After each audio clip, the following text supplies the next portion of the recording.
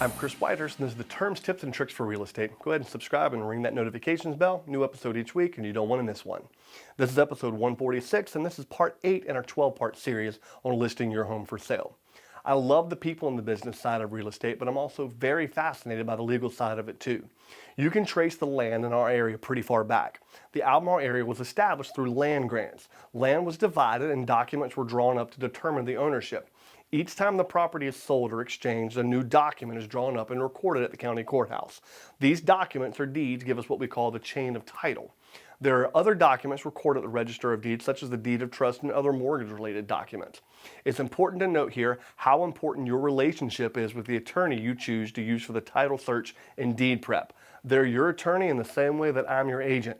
Ask them questions to make sure you're informed and educated.